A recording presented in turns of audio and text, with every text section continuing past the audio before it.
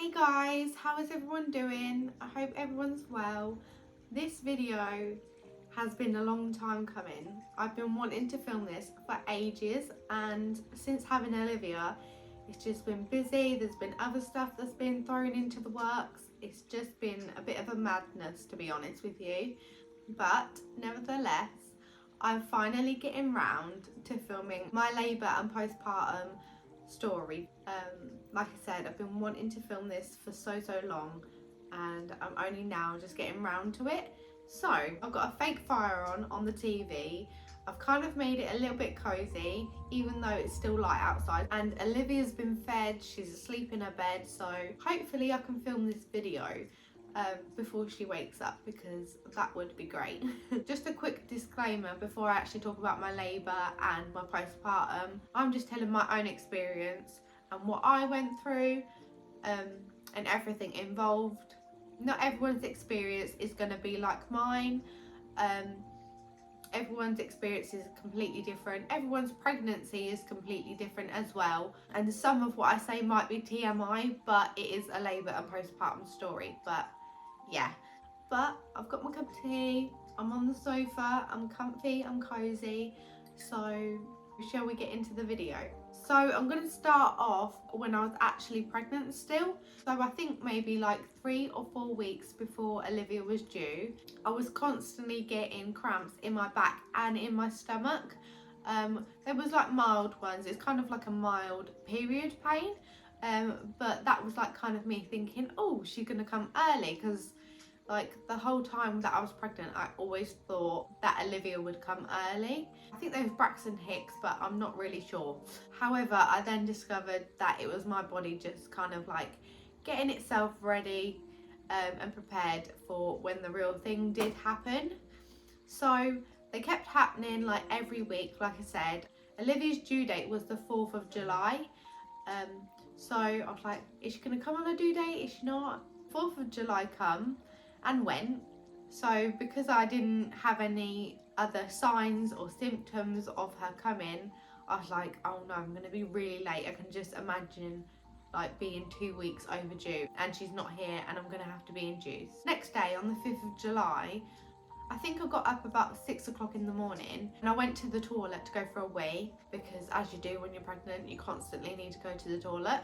I went for a wee, or at least I thought I was going for a wee. I thought, oh, it's it's just coming out.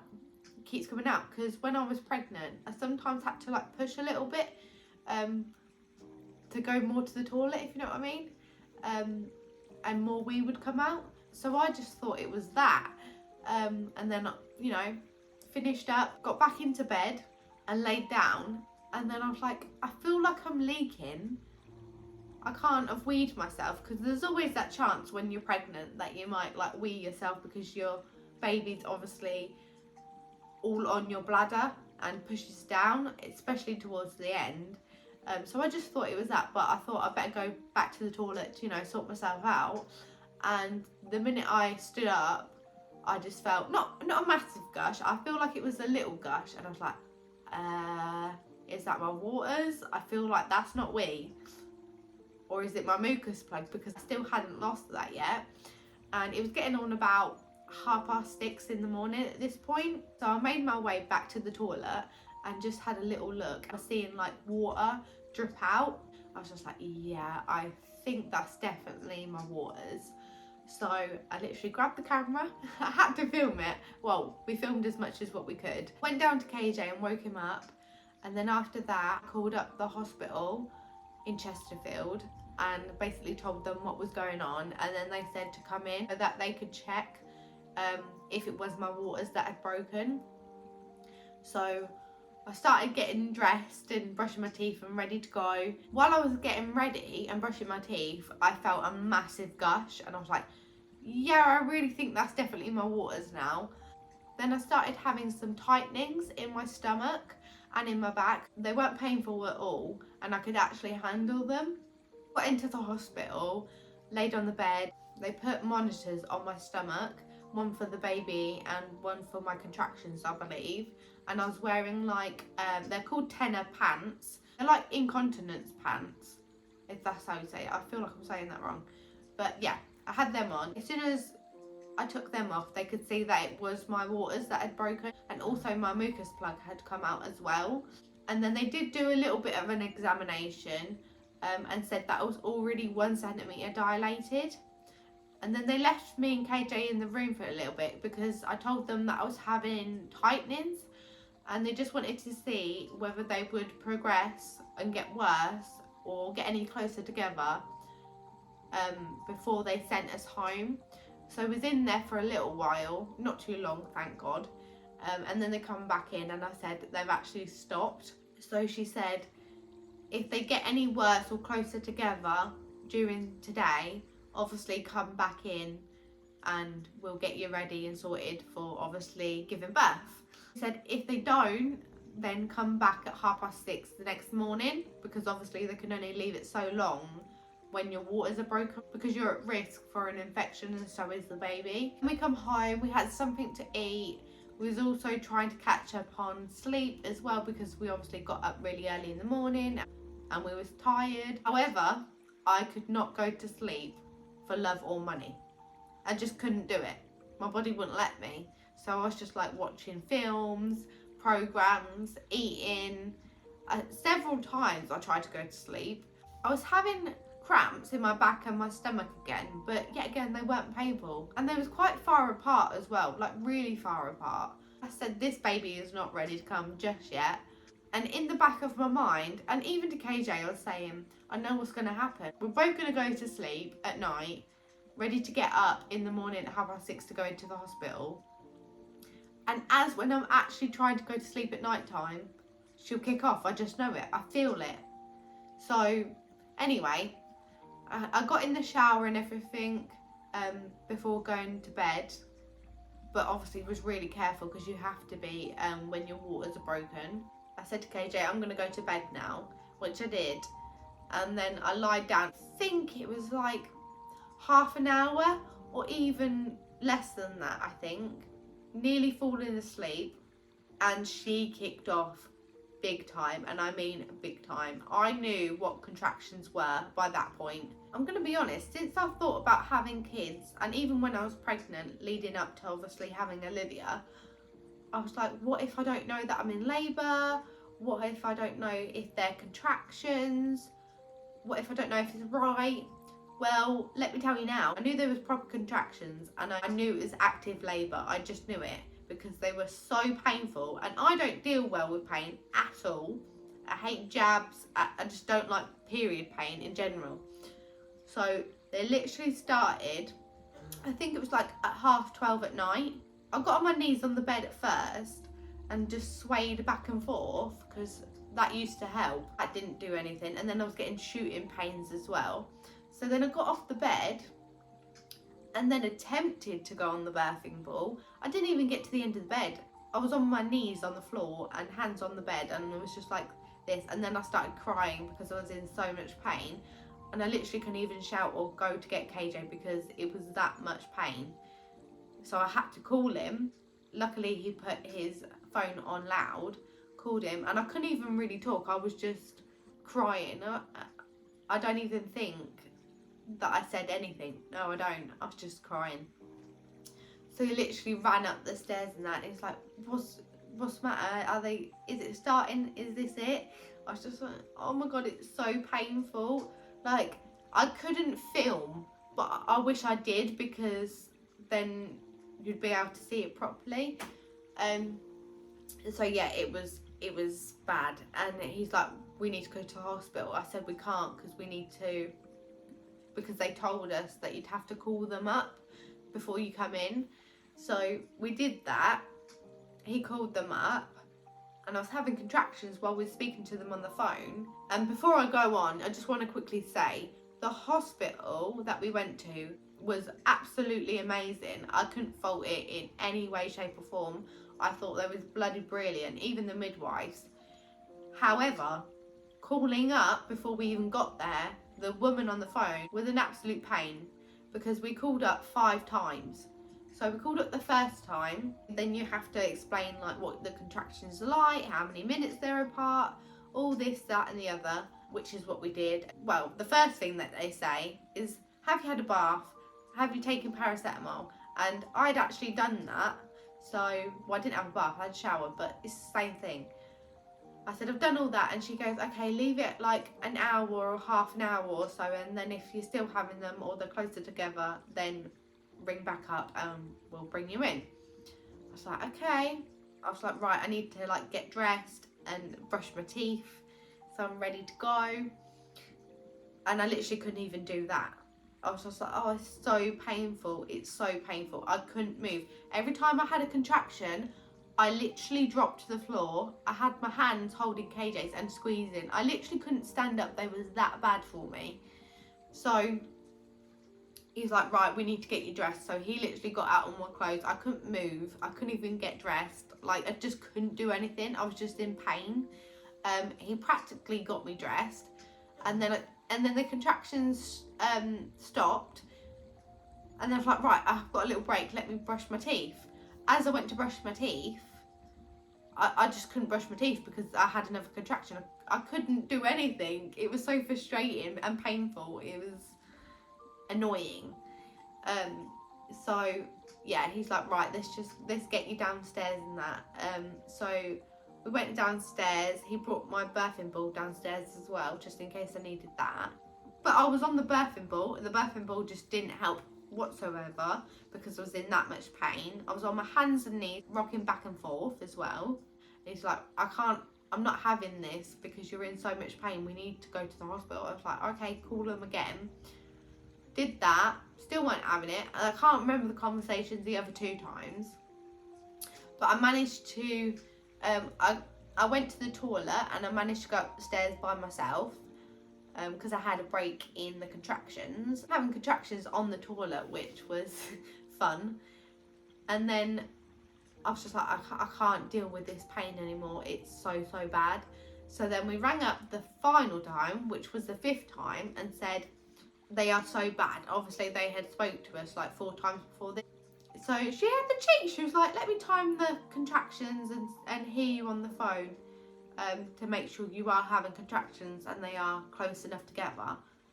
And yeah, all along I've been told if I'm in that much pain, even if the contractions are not close enough together and you can't handle it and you've taken paracetamol, you can go in and they can give you some sort of relief.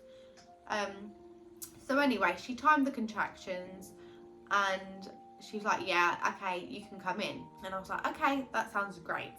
Because I just wanted to like get going, get this thing over and done with, get my pain relief, because it was just not fun having these contractions. And then going to the hospital, I had a couple of contractions, but I didn't actually have as much as what I was having at home.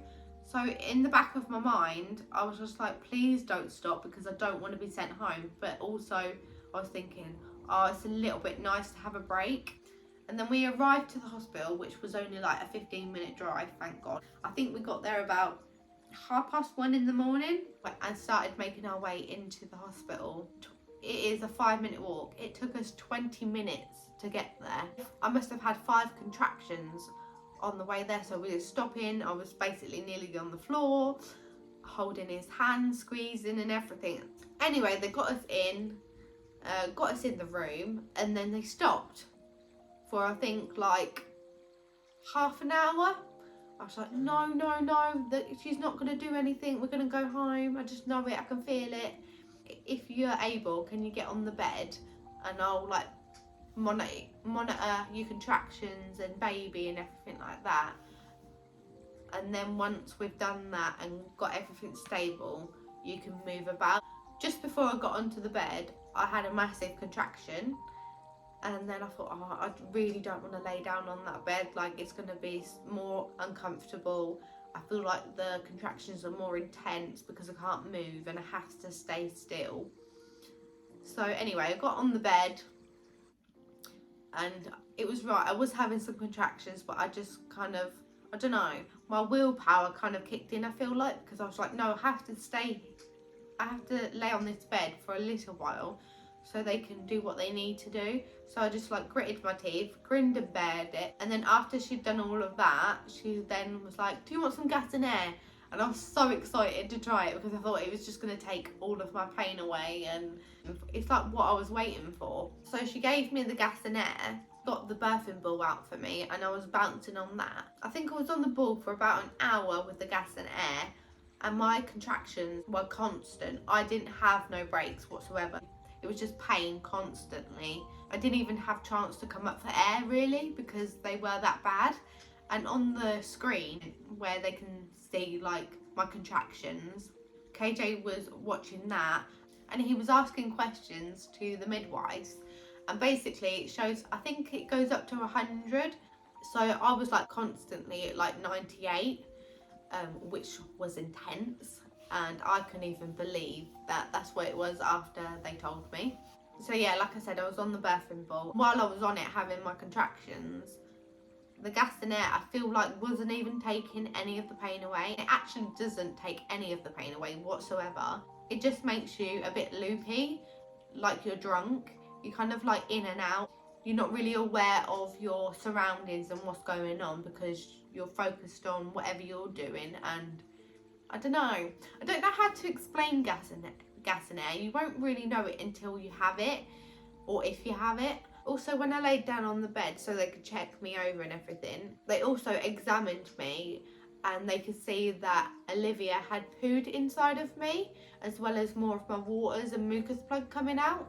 So hearing that kind of concerned me, because I've watched loads of videos and done loads of research when I was pregnant, that if your baby poos inside of you and doesn't come out crying or whatever like that, more than likely they have to take them away and check them over and sort them out, and you don't get to see or hold your baby straight away. And that scared the crap out of me. They was monitoring me, and they also saw that I was 3 centimeters dilated by this point. I think it was like 2:30 in the morning. Also, while I was on the birthing ball, I asked the midwife if I could have the epidural because the pain was just too much for me and I felt like I couldn't do no more. And all the midwives and KJ were so supportive, it was ridiculous. And she said, yeah, you can have the epidural now. I was like, oh, thank God. And bear in mind, I hate needles. Like, I hate having my bloods done or anything like that. I'm like, yeah, you know, just do it, please. And then I tense up whenever I have anything like that done. I didn't even care about having the epidural because I didn't care about the needle or anything like that. I just wanted some sort of better pain relief because the gas and air just wasn't cutting it. I was like, yeah, just give it to me. Just give it to me. So I had to then move and sit on the edge of the bed. Didn't move whatsoever while they was doing it. It was very important not to move. I was like, okay, that's fine. And while he was doing it, I still had my gas and air, but I had a massive contraction while he put the epidural in. I was like, yeah, I'm gonna try and stay still because this really bloody hurts. So yeah, again, I was like grinning and bearing it because I had to. And then I can't remember how quickly that kicked in, but it wasn't long. And after that, I just laid on the bed. I was comfortable. After having the epidural, I was so relaxed. And I laid on the bed, but I was bloody exhausted because of how much pain I was in. And your body's kind of like in distress, so it's a lot of energy to like cope with that amount of pain. But I was loving the epidural. And you kind of get like a new dose every 20 minutes, and you have like a little button to do so. And no matter how many times you click it, in between that 20 minutes, it will not give you any more dose until the 20 minutes is up to give you another one. But I was just there on the bed going like that. Like, I didn't feel any pain, but I just didn't want that pain to come back. I didn't want to feel it, so I was just constantly pressing it. I was laid on the bed and I was going in and out. It was like I was trying to go to sleep, but I also couldn't because I knew that I still had more work to do in the terms of obviously giving birth to Olivia. After all of that, a little while later, they examined me again and said that I was 10 centimeters dilated. And I was like, yeah, like, let's go, let's get this baby out. I'm ready to meet her. Like, I'm ready to get this over and done with. And then I can like go home and chill with my family. Like, it'll be so good. And then they said, right, I'm going to leave you for at least another hour to relax and get some energy up, ready to get this baby out, and then we'll come back. was like, what? Can't push her out now? I'm 10 centimetres dilated. What do you mean? I wasn't really complaining because I was really tired, but I was just like, I was a bit scared to actually do the pushing and get Olivia out. An hour goes by, they come back, they're like, right, let's get you ready to push this baby out. And I was just like, okay, yeah, we can do that. Inside it was actually a bit bricking it, I'm not gonna lie. And because I was numb from the waist down, she said, you won't feel your contractions, but you should feel pressure, and that indicates when you need to push. I couldn't feel any pressure whatsoever, but she was watching the monitor and she felt my tummy the whole way through, so she could tell when I was having a contraction. And then she told me when I needed to push, so I did. I was having contractions and I was pushing when she told me to. I couldn't feel any pain or Olivia at all until a quarter of her head was out, and she was just like sitting there. I could feel her head. I feel like it was a pressure. I could feel pressure and weight there hanging. I thought she was out more than what she was. KJ was right next to me supporting me, and he could also see what was going on as well. But what happened is Olivia actually got stuck because there's a bit of muscle in that area where she's coming out of. My muscle was really tight and really strong, and it wasn't really, I don't know if the word is flexible. I think that's the wrong word to use, but I can't think of any other word to describe it. They had to do certain things to see if it would loosen, like use their fingers. That wasn't working, and I just kept trying to push and she just wasn't moving. So she said, I think we might have to get the doctor in so that they can just cut you a little bit down there, so it's a bit more easier for Olivia to come out, because she couldn't stay there for too long, because obviously she needs to breathe. So as soon as I heard her say, I think the doctor might need to cut you open, I was like, no way am I letting that doctor cut me open. I ain't doing it. It's not happening. I'm doing it all by myself. So I literally pushed with all I could push with. As soon as she told me that I had another contraction while we was waiting for the doctor, I was like, it ain't happening. It isn't happening. I'm not being cut open. I'm not letting this happen. I pushed, I think, 3 more times, and within seconds, Olivia all came out. She was born. It was amazing. I think there was quite a few seconds we didn't hear her cry.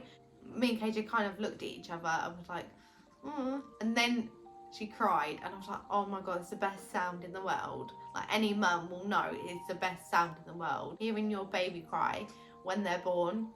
Then she was put onto my chest, crying, and it was just magical. And then there was Olivia Grace.